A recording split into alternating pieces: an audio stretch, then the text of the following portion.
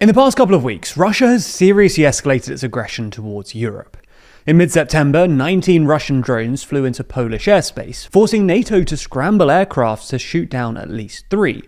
A few days later, Russian drones were spotted over Romania. Then, last Friday, 3 Russian fighter jets flew into Estonian airspace. On Sunday, Russian military aircraft were intercepted by German jets over the Baltic Sea. And on Monday, suspected Russian drones were spotted over Denmark and Norway's main airports, forcing them to close. All of these incidents have increased the pressure on NATO to respond, with Polish Prime Minister Donald Tusk confirming that from now on, Poland will shoot down flying objects without discussion when they violate our territory. Moreover, at the UN this week, US President Donald Trump also said that he thinks NATO should shoot down Russian aircraft that violate its airspace. So in this video, we'll take a look at the recent escalations in Russia NATO tensions, and whether we could actually be on the cusp of a Russia NATO war.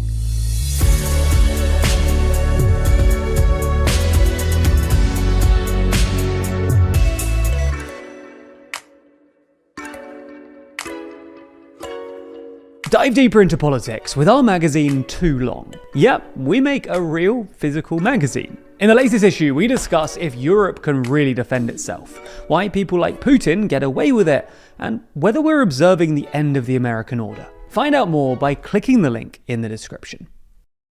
First, let's summarize the recent events in Europe. A little over 2 weeks ago, on the 9th of September, at least 19 Russian drones flew into Polish airspace, several of which were shot down by NATO forces. This happened just before Russia's planned Zapad military drills in Belarus, which involved around 13,000 troops training to use Russia's Oreshnik missile system, which is capable of carrying nuclear warheads and is scheduled for delivery to Belarus by the end of 2025. Anyway, during the drills, Poland, Lithuania and Latvia imposed partial airspace closures in case Russian drones or aircraft entered their airspace and needed to be shot down. And also, Poland deployed 40,000 troops to its eastern border with Belarus. After the Russian drone incursion, Poland invoked NATO's Article 4 to request consultations between NATO members. Following the talks, on the 12th of September, NATO launched its new Eastern Century military operation, which saw France, Germany, Denmark and the UK send fighter jets to Eastern Europe for a collective aerial defence effort. The Eastern Century mission builds on NATO's pre-existing Baltic strategy and is intended to gradually expand aerial defence from the Arctic to the north of the Black Sea and the Mediterranean in the south. However, last Friday, the 19th of September, another more serious violation of NATO airspace occurred, when 3 MiG-31 fighter jets flew over Estonia, spending 12 minutes there before eventually encountering Italian jets and turning around. The incident reminded some observers of an incursion into Turkish airspace in 2012 by a Russian fighter jet, which was shot down after just 17 seconds. And since then, Russia hasn't tried again. This led some commentators to wonder why it took Europe so long to respond to Russian jets over Estonia last week. Now, it was obviously because NATO wants to avoid risking a war with Russia if it can, but also because, unlike Turkey, Estonia doesn't have its own fighter jet, so it can't make a national decision. Instead, it has to go through NATO, as well as the Italian government, whose jets were on patrol. Anyway, this week at the UN, Poland's Foreign Minister Radosław Sikorski announced that Poland would shoot down any Russian aircraft that entered its airspace without permission, deliberately or by mistake. Trump also agreed with this, saying that NATO should shoot down Russian aircraft that violate NATO airspace. When asked to clarify whether the US would support NATO if it engaged Russian planes, Trump said it depends on the circumstance, but added, "We are very strong toward NATO." Trump has also pivoted on the Ukraine war, saying in a Truth Social post on Tuesday, "I think Ukraine, with the support of the European Union, is in a position to fight and win all of Ukraine back in its original form." He also added that with the financial support of NATO, the original borders are very much an option. This has led some commentators to ask, is Russia already at war with NATO? Well, Russia is clearly engaged in what we might call a hybrid or grey zone campaign against NATO, using tactics like drones, sabotage, and cyber attacks. But in the sense that NATO still seems to define an armed attack, which is what's required to trigger the alliance's Article 5 Mutual Defence Clause, as a ground invasion, then obviously no. But exploiting the ambiguity around what exactly constitutes an armed attack, a strategy the media often refers to as Russia testing NATO, seems to be exactly the Kremlin's plan. We actually made a video about the ambiguity surrounding NATO's Article 5 last week, which we've linked in the description. But essentially, Russia is trying to weaken NATO from within by creating disagreements between member states over how to respond to things like drones and airspace violations. You can imagine Poland or Estonia, for instance, demanding a strong reaction to some sort of territorial violation, but Trump being unwilling to risk war with another nuclear power over what he might see as just a bit of Eastern Europe. At the same time, Russia is apparently laying the rhetorical groundwork among its own population for a war with NATO, with Kremlin spokesperson Dmitry Peskov claiming last week that NATO is at war with Russia.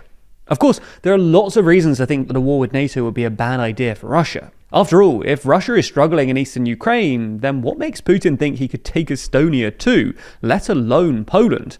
But if the Kremlin thinks that a war with NATO is ultimately inevitable, they might have nonetheless decided that now is their best shot. Russia's economy and society is already geared for war.